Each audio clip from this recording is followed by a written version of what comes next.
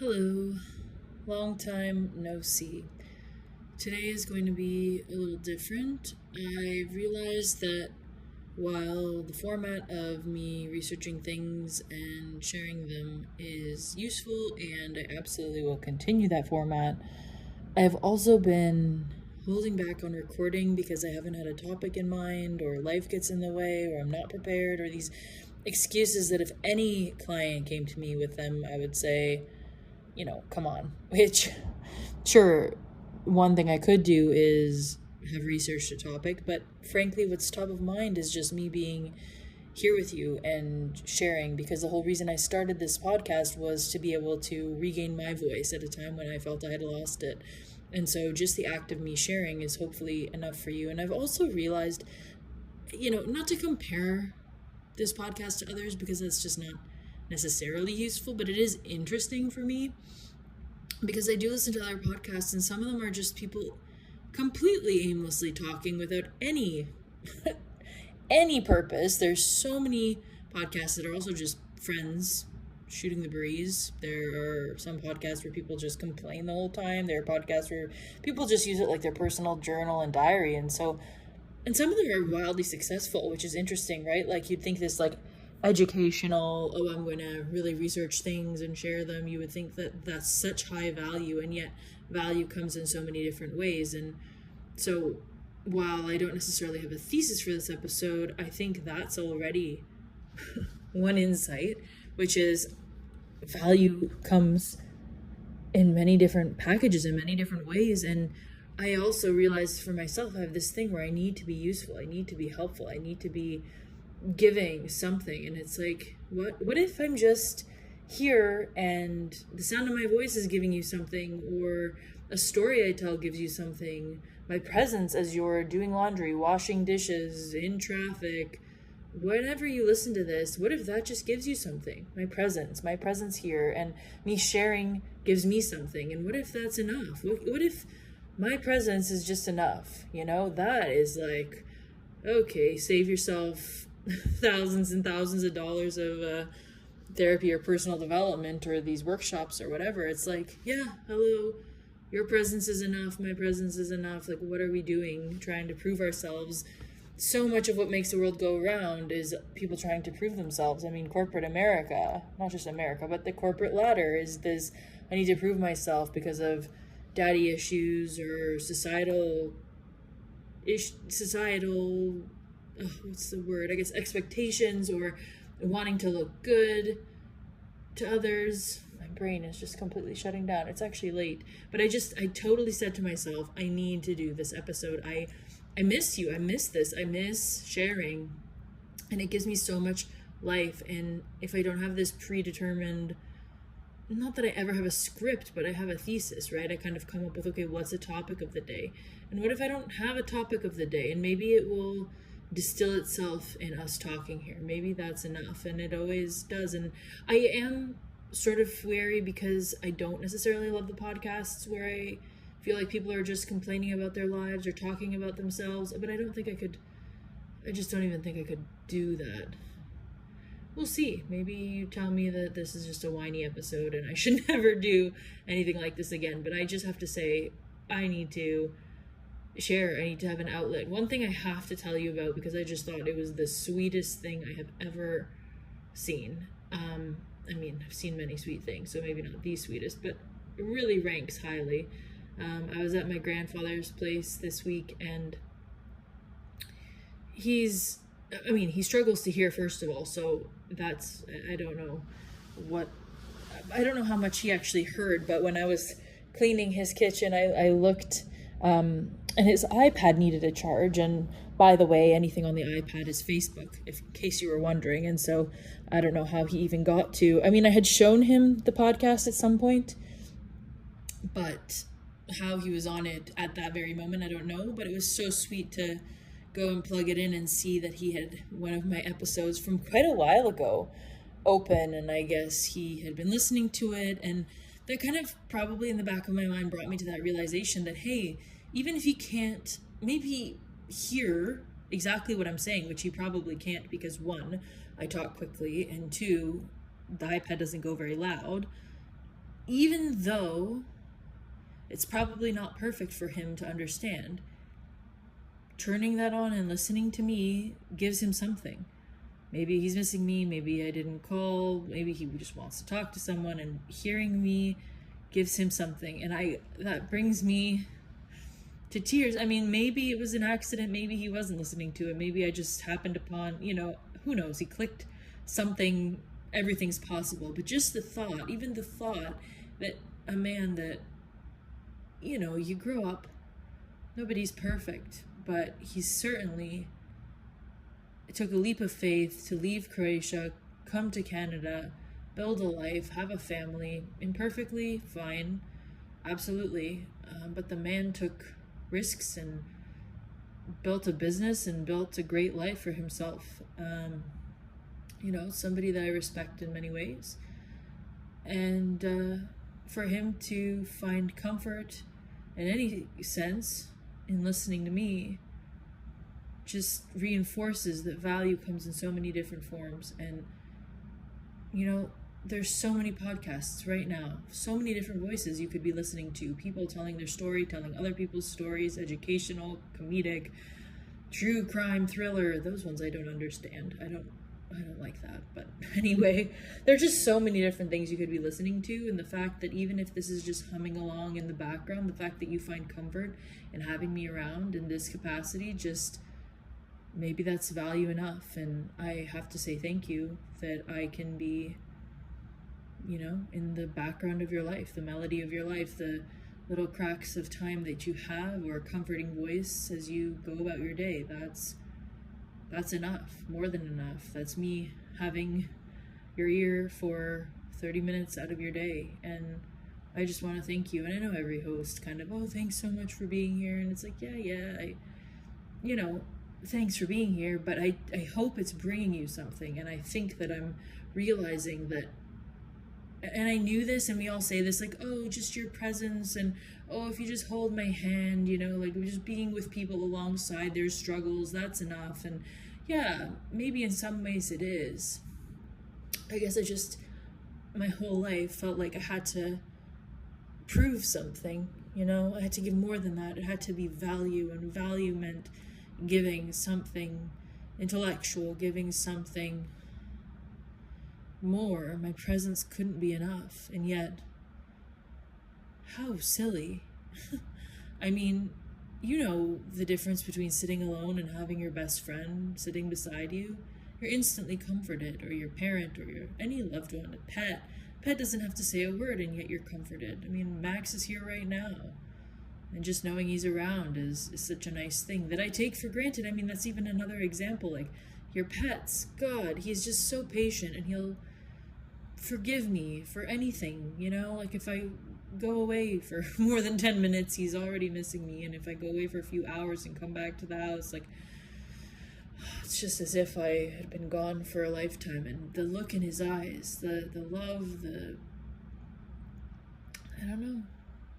Again, not a perfect dog, but pretty good, I have to say, this animal. And his presence is just so quietly comforting, and he's here. I can hear him breathing right now. I don't know if you can through the pod. Maybe it gets filtered out in the edits, but he's just sitting here breathing, and he's actually sitting on some clothes. He loves to sit on clothes. I'm not really sure. I guess it just smells like us. Maybe that's it, but yeah. Such a sweet soul, and he's just sitting here. So why can't that be enough for me? I don't know if you've ever had those feelings like you have to perform, or it's not good enough, or you want to give more, or if you can't just show up, you have to give. And is that just me? Can't be. I know it's not. Sometimes it feels like it is. It can feel lonely.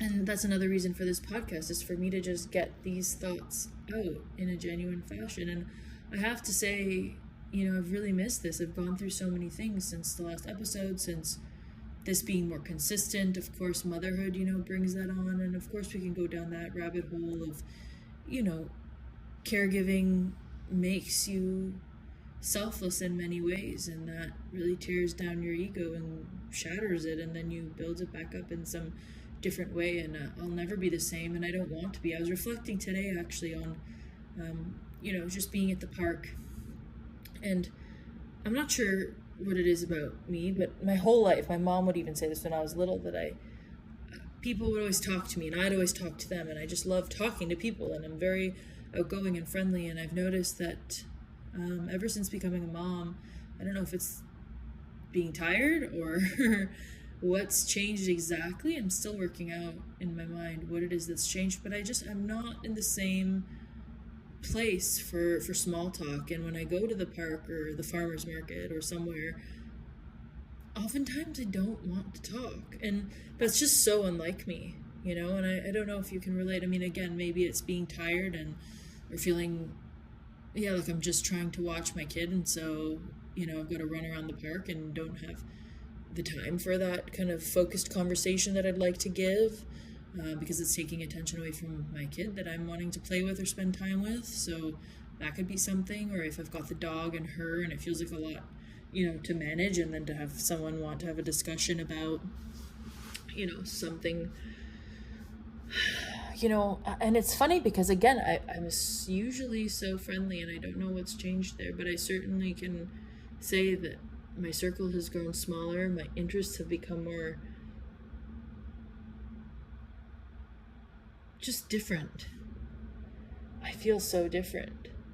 And I've done other episodes on motherhood. We understand that it's the shift from, maid into mother, and priorities change. And it's so interesting when people try to hold on to that other version of themselves. But in any case, going through that transition and growth into motherhood, that selflessness can turn on its head to martyrdom, and that's not what the mother is. And I think there's some mothers, it's as anything, it's a spectrum, right? There are moms that are selfish and don't bend at all to their kids. There are mothers that go full tilt and forget themselves, and finding our way on that spectrum is a process in and of itself. And I don't know if there's a perfect balance, because what's perfect, and balance, even if you think of the word balance in and of itself, right, it's not a static thing. When you balance, if you're balancing on a beam, you're shifting your weight constantly to remain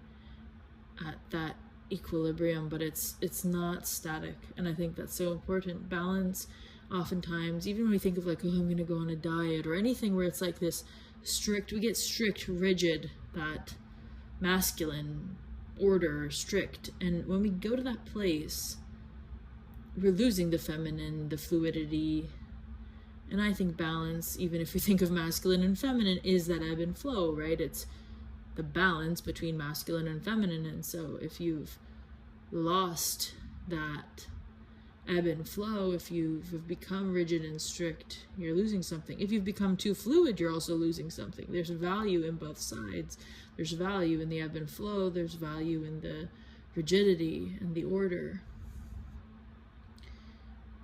Not to go back to those topics, I feel I have discussed them before, although they're all worth discussing. I also find that, themes can come up in your life in different ways, and then you're asked to reconsider them, and that's good to apply themes that you've already thought through in new situations. And so maybe you're in a situation now where that concept makes sense. I know for me, I feel like I've gone to one side and then I need to recalibrate and go to the other side. It's easy to kind of go into old patterns and fall into routines of things, don't we all? It's so interesting. Even this, right? So with the podcast, it's got to have a theme, and the episode has to have a purpose, and I need to have show notes, and it all needs to make sense, and I need to have some plan. And today it's just we're meandering, and that's supposed to be enough. And yet even while I'm doing this, it's like, wait, but what's the point? Tie these things together. There's got to be a purpose. There's got to be a point to this. There's got to be a thesis. Like, really? Maybe it'll reveal itself at the end, and maybe it won't, and maybe it can just be a meandering. And again, can't that be enough? This thought, when I look at even clients, it's like clients want to be good enough. They want to be important. They want to be seen, which is that important piece, I guess. And then there's a third. I think fear guides a lot of everything, as we know. But yeah, good enough, important. Man, that third is gonna bug me. I mean, I struggle with those two anyhow, so we can start there. And who doesn't? But you'll have a pervasive one. Like, you'll have one that's just like kind of guiding you. And definitely the good enough one for me is just so interesting. I mean, shame's another category. I'm not sure if it's in that threesome that I was talking about, but shame is another very interesting one where you'll see, I think it's, if you notice that you're constantly defensive and you take things quite personally and you always think it means you're a bad person. So it's not just like, oh, I did something wrong, which is guilt, but the shame of like, I am wrong, like I am bad. I've noticed this. I notice it often. I mean, it can be in anyone. I've noticed it in some men that I've worked with, but of course, shame is pervasive across everyone. And Brene Brown's work on that is fascinating. If you want to go down that rabbit hole, and shame thrives in secrecy, and a lot of us will keep those things buried, and that's where things just fester. And really, shame gets its power because if you're bad and you don't say anything about it, it just continues to haunt you. And again, another rabbit hole discussion. But yeah, I think finding out what your theme is, this kind of the insecurity that drives you, is a really valuable thing to do, because then you'll see how it colors your entire life. And it's so crazy, like feeling not good enough, and then wanting to be good enough, wanting to be chosen, wanting to be important. Those things have guided me in so many different areas of my life. And then even no matter what pinnacle achievement, if you say you need a certain job, or you need a certain salary, or you need to buy a certain thing, or look a certain way, like no matter what, when you reach the pinnacle, if something that's an insecurity is driving you, it will not be satisfying. And that's what's so interesting, like a lot of people have kids because they feel like they should, and then their child is just this kind of, dare I say, trinket, like it's just, or this achievement, or they just see themselves in their kid in a way where it's like they just want their child to achieve things so that they can be proud of them and show them off. It's like a trophy. I don't know, like there's so many motivations as to why people have kids. And it's funny, I was thinking about intent earlier, and intent versus result, and is intention enough? And I don't really know. It's an interesting thing. Like if you intend something to go well, but it doesn't and isn't received well, then does it matter what you intended? Maybe to you, but really in the outside world, what matters is what happens, right? So if you do something and it hurts someone else, but you didn't intend for it to, your intention is really useless, right? Like to the outcome of the situation in the outer world. Now, of course, at the end of the day, you answer to yourself and God if you subscribe to that higher power of sorts, and your intent behind something does matter in that capacity, I think. And yet intent doesn't produce results always, right? We see that we intend good things and they don't always happen, or we happen upon these happy surprises that just occur and we didn't intend for them to happen, and yet we receive them with grace, hopefully, and accept them with joy. So does intention matter, or is it just really important to observe and absorb what it is that occurs in reality around us? Is it the reality that we're meant to absorb, or is it intent? And we talk about intentions coming to reality, right? This idea of manifestation, and you start with intent, and then intentions are your thoughts, and your thoughts leads to beliefs, and your beliefs lead to action, and of course action is manifest in the real world. And so there's room for intention. I mean, intention in and of itself isn't bad. But I've heard that before, where someone is hurt, something, even emotionally, like something happens, and the other person will say, oh, but I didn't intend to hurt you. And yet, at least in the realm of relationship, it just doesn't matter, right? Like, it doesn't really matter what you intended. Your words, the way they came across, didn't land with your audience. So your intention is well and good, but it didn't land. And so you do well to, of course, apologize and try to understand the other person's point of view. But we take those things personally. I take those things personally, right? And so intention is so interesting. Well, I didn't mean to. Well, you didn't mean to, but the person is still sad based off of what you said, and probably because of their own internal challenges. And that's another thing, right? So you say something and someone's got this internal shame wound and they just think they're bad. And so anything you say, even if you intend to be helpful or, useful, you're trying to make them better, whatever your good intent is, and the other person is receiving it like, yeah, okay, I'm bad, thanks so much, you're critical and judging me, I hate this, right? So like, well, your intent of being this helpful person just didn't even matter. And I think that's where coaching comes in, or, the idea of active listening and these powerful questions. It's like, if you can ask someone, and I write about this in my book, and it's sort of, I don't know, after I wrote it, it felt kind of controversial because I said it's the new golden rule, because the golden rule is treat others as you would like to be treated. And I argue, that makes the assumption that others want to be treated the way that you want to be treated. And how could you possibly know that? And in such a multicultural world now, these neighborhoods where you see people from 10, 12 more different countries in one street even, how do you know how someone else wants to be treated? There's some neighbors that want to sit down and have a conversation with you on the patio and come over for pizza on a Friday night. They want your kids to play together, and there are other people that just don't want to be bothered and don't. What respect means is not making noise, don't talk to me, give me my privacy. That's what it means to be a good neighbor.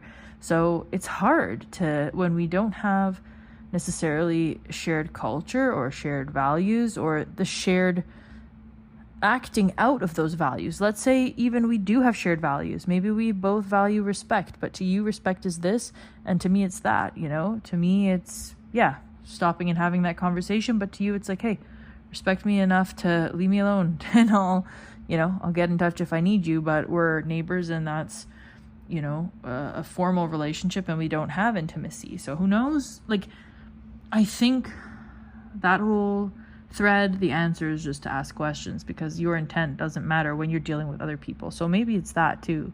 Like, does intent matter? Well, maybe your intention matters when you are guiding and crafting your life, but actually when you deal with other people, intent doesn't necessarily matter, other than to say good intent will hopefully lead you in a good direction. But the way that manifests, the way that you go about your intent should be to be focused on the other person. Because if the other person doesn't want key lime pie and really they love apple, but you just made key lime because you love it and you didn't ask them, then the gift is not well received, or it could be better received. They might say thank you, but do they really eat it? And so if you just ask the question, what's your favorite pie? You would be in a world of and it probably doesn't even matter to you, like, unless you're sharing the pie, right? But if you're bringing a pie, and I don't know, I had blueberry pie today. That's probably why pie is on my mind. But if you're, bringing a pie to somebody's party or giving it to them, why does it have to be key lime? Why does it have to be what you like when you're giving it to them? And you could say, well, but I'm good at making key lime, and so I make it for them because it's what I like and I make it, and so I'm good at it.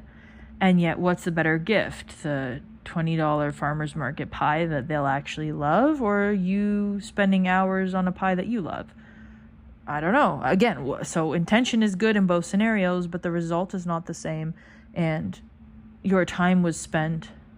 Maybe it's better for you to make the key lime pie when you want to do something for you. That's an act of self-love. And I'm saying you all the time, but really this is just as much for me as it is for you. I just, I'm thinking this through. We're thinking this through together, and I'm really glad that you're here to think it through with. And that is the kind of exchange that we have here, is I get to be this comforting voice in the background of your day, and well, you're just giving me everything, which is the time and space to share it. And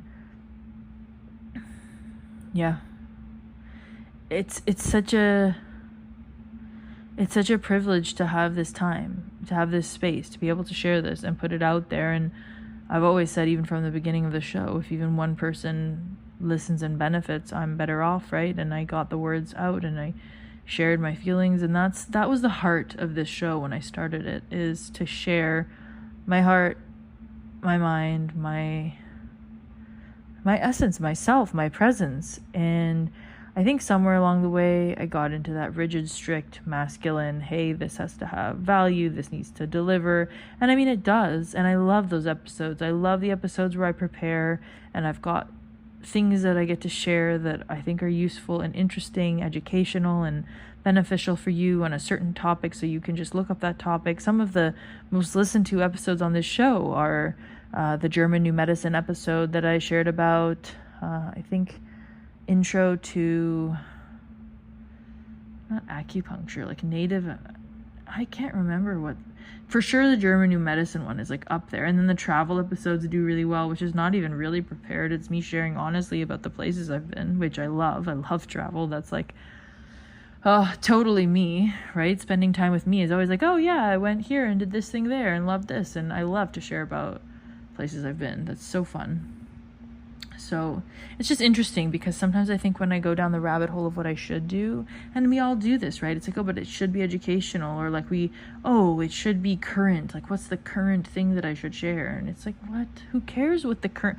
I mean, I get it. Some shows do that, and they do the clickbait and the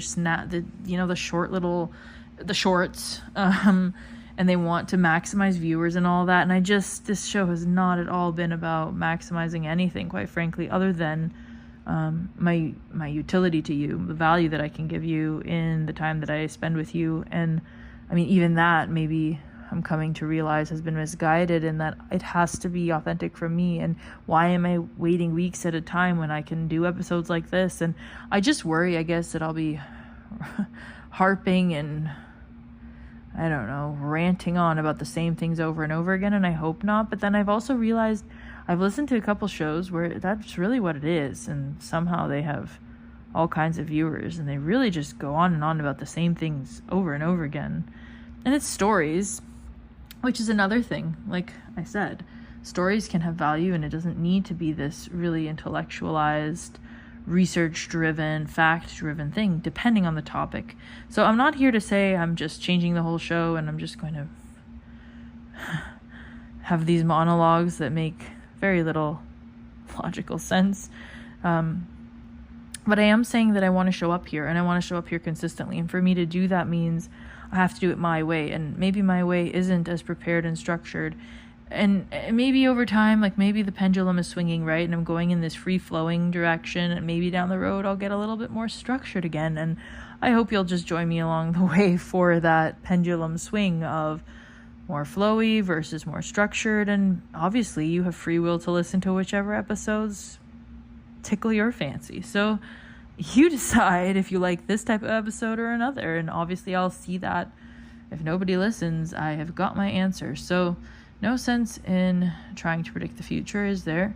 All I can say is it's my absolute pleasure to have time with you, being able to share my thoughts. This was just such a freeing exercise to share with you today, and there's so much more I want to share. I do want to keep this timely because I know shorter is better, in the sense of, 30-minute drive, you can get in, out, and we can chat another time. So don't want to keep this going on forever, but I just hope that this format gives you something of me that I hope it lands. I hope that it's apple pie, not key lime, or I guess key lime if you don't like apple, but you know what I mean. I hope that this is a gift to you on a day that you really wanted my presence in your day. I hope that this gives you that and something to reflect on for yourself.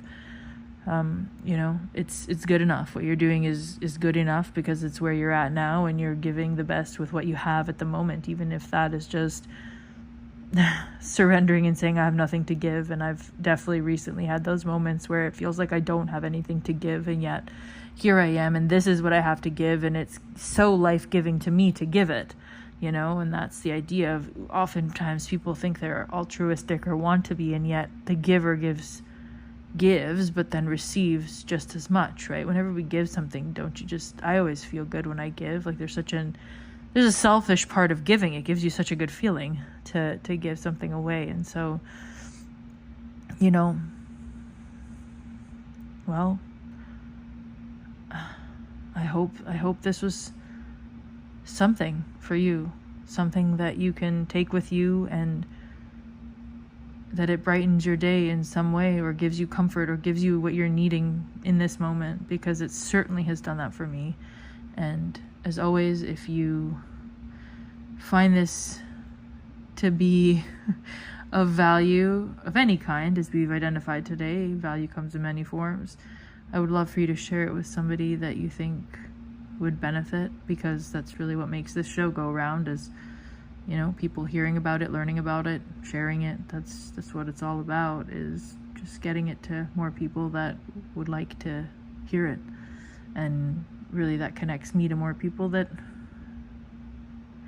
not necessarily have like minds, but at least, I guess it is like minds, you know, people that value similar things, people that resonate with the way that I share, because I know I'm not for everyone, and that's also okay. And I think that's another thing I'm learning, is I don't have to deliver value for every single person everywhere. Like, there are podcasts that are for chess players and true crime podcasts. I just don't want to listen to true crime.